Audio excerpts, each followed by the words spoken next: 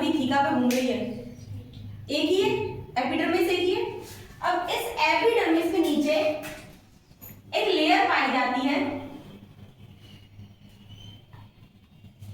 ये क्या है, बाहर वाली एपिडर्मिस, एपिडर्मिस।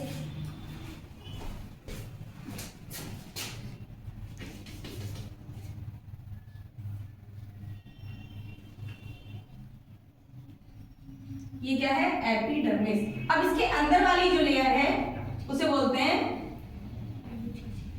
एंडोथीसियम। क्या बोलते हैं, एंडोथीसियम।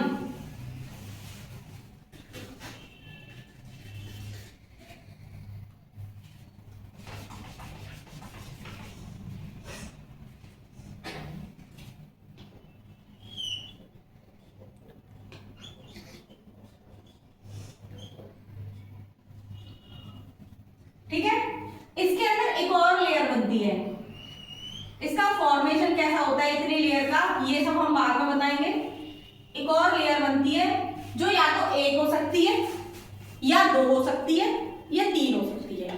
ठीक है, या तो एक हो सकती है, या दो हो सकती है, या तीन हो सकती है। ठीक है, एक लेयर को हम क्या बोलते हैं, मिडिल लेयर। क्या बोलते हैं भाई, मिडिल लेयर। ये कितनी होती है, या तो एक होगी, या दो होगी, या तीन होगी, यानी एक से तीन तक हो सकती है। इसके अंदर एक आखिरी लेयर पाई जाती है जिसे बोलते हैं हम टेपिटम। क्या बोलते हैं, टेपिटम। इसके अंदर पाए जाते हैं माइक्रोस्पोर मदर सेल। इसके अंदर पाई जाती है माइक्रोस्पोर मदर सेल।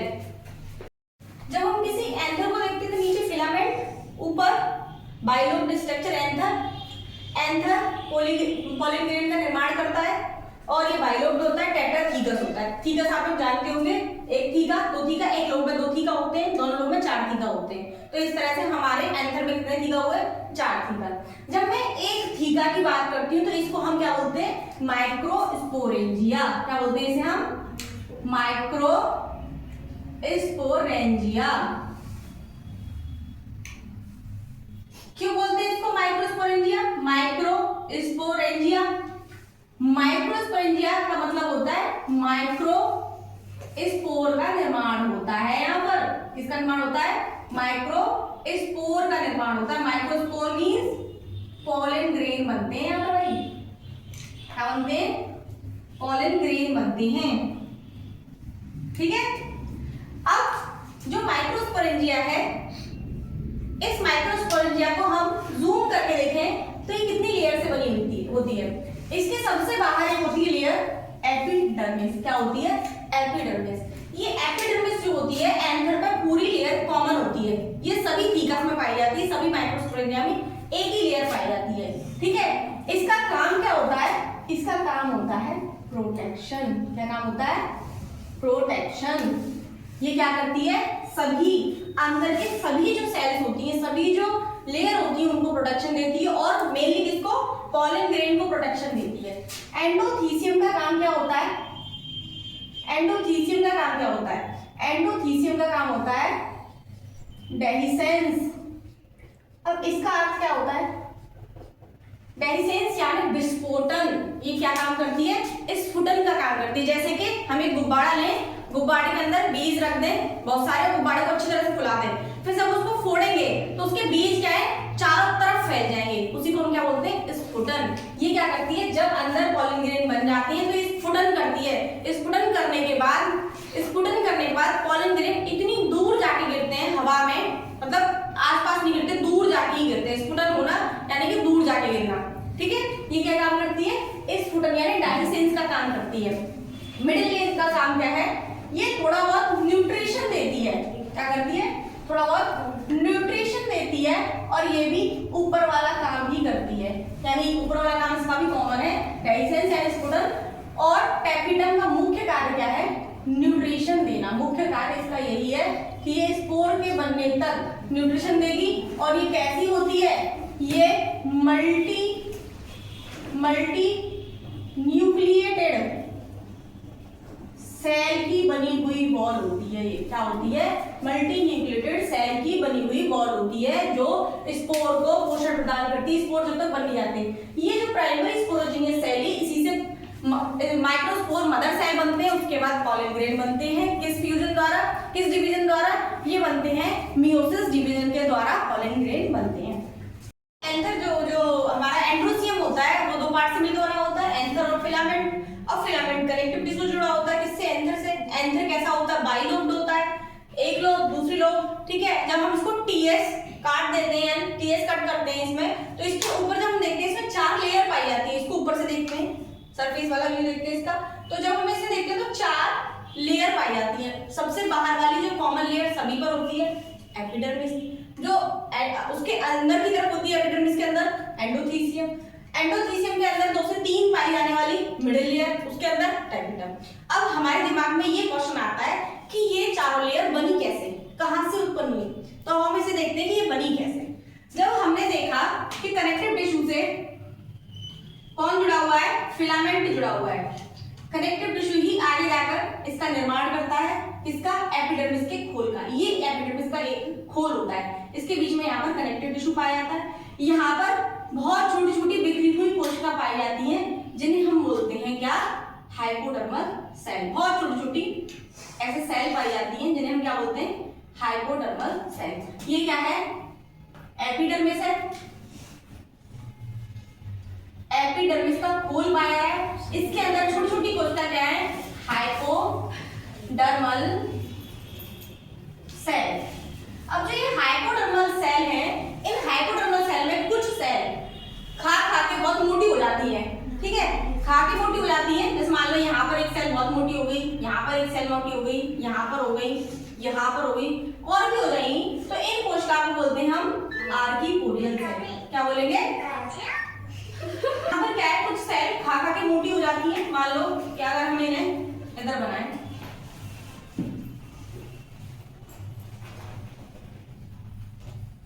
बाकी सभी सेल तो एज इट इज हैं, लेकिन कुछ सेल खा के मोटी हो गई हैं। जैसे ये सेल मोटी हो गई, ये सेल मोटी हो गई, ये सेल खा के मोटी हो गई है। तो इन्हें हम क्या कहते हैं? इन्हें कहते हैं हम आर्कीपोडियल सेल। क्या बोलते हैं?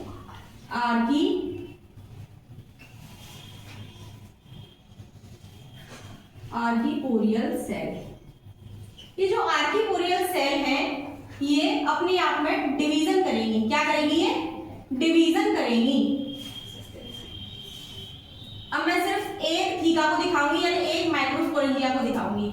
ये अपने आप में डिवीजन करेंगी। मान लो इसने डिवीजन किया, इसने 2 सेल बनाई। आर्कीपोडियल सेल कहां से उत्पन्न हुई थी? एक कनेक्टिव टिश्यू था और एक एपिडर्मिस का खोल था। इसमें बहुत सारी छोटी छोटी सेल पाई जा रही थी, जिसे हम बोल रहे थे हाइपोडर्मल सेल। हाइपोडर्मल सेल में से कुछ सेल खा के मोटी हो गई, उन्हें बोलते हैं हम क्या? आर्कीपोडियल सेल। आर्कीपोडियल सेल अपने आप में डिवीजन कर देंगी। कौन सा डिवीजन करेंगी? माइटोसिस डिवीजन करेंगे। कौन सा डिवीजन? माइटोसिस। यहाँ पर ये सारी सेल कैसी हैं? सारी सेल 2n है, यानी इसका अर्थ क्या हुआ कि ये भी सेल कैसी होंगी? आर्कीपोडियल सेल 2n होंगी। क्या होंगी? ये 2n होंगी। और इनमें क्या होगा? Mitosis division. क्या इन कोशिका में न्यूक्लियस ऑफ होगा या नहीं होगा? नहीं होगा। ये सारी दोनों कोशिकाएं कैसी होंगी? ये भी 2n होंगी, ये भी 2n होंगी और ये भी 2n होंगी। अब हम इनका नाम बताते हैं। इनका नाम क्या होगा? जो सेल एपिडर्मिस की तरफ है उसे बोलते हैं हम प्राइमरी पेरिटल सेल। क्या बोलते हैं? Primary parietal cell.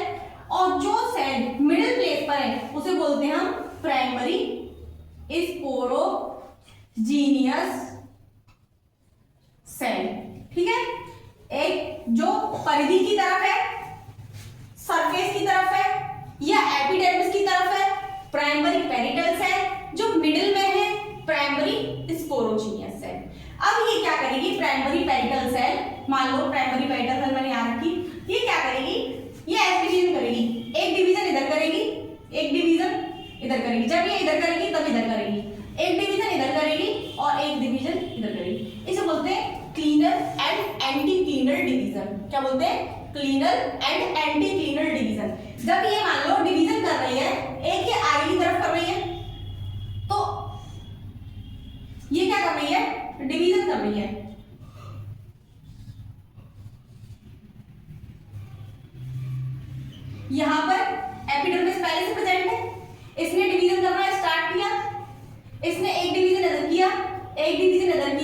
एक डिवीजन इधर किया इधर किया, तो यहाँ पर एक सेल तो ये बन जाएगी, ये पूरी लेयर बन गई ऐसे सेल बन के, ठीक है, ये पूरी लेयर बन गई।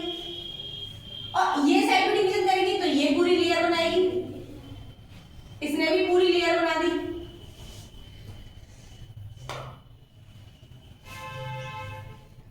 ठीक है, और यहां पर ये जो सेल आई थी इसने भी लेयर बनाई अपनी एक,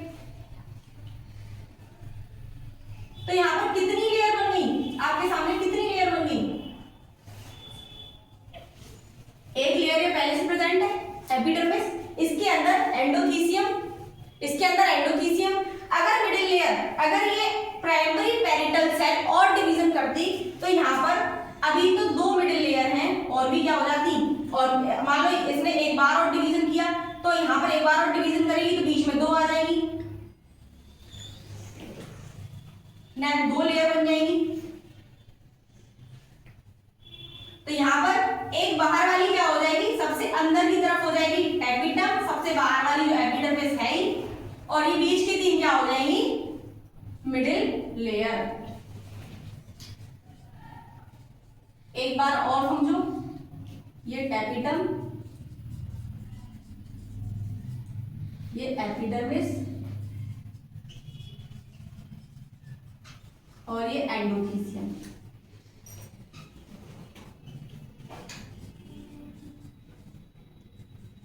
देखो एक बार और,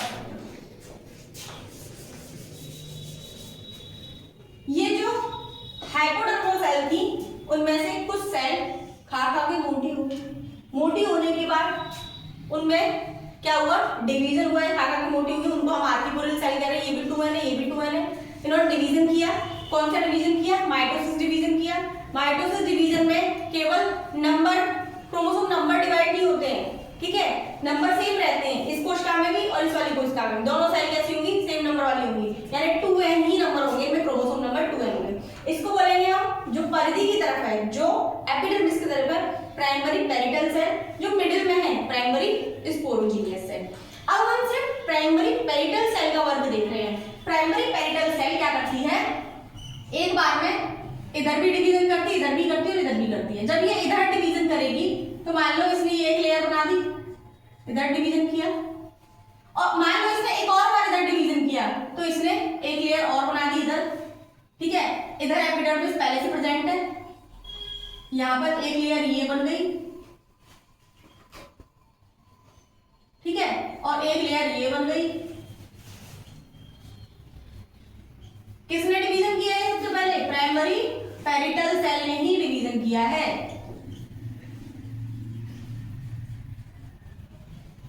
और यहां पर ये वाली ये बन गई, ठीक है, तो ये कौन है, ये एपिडर्मिस जो पहले से है, ये कौन है, एंडोथीसियम जो अभी बनी है। इसके बाद यहां से एंड पॉइंट तक गिन लो, लास्ट वाली को टेपिडम बोल दो, टेपिडम, और जो बीच में जितनी लेयर बची, कितनी बची है, टोटल 3। मैंने बोला या तो 1 होगी या 3 होगी, या तो 1 हो सकती है या 2 हो सकती है या 3 हो सकती है, तो या तो 1 या 3, 1 से 3 तक, तो इसे बोलते हैं हम मिडिल लेयर। क्लियर है यहां तक?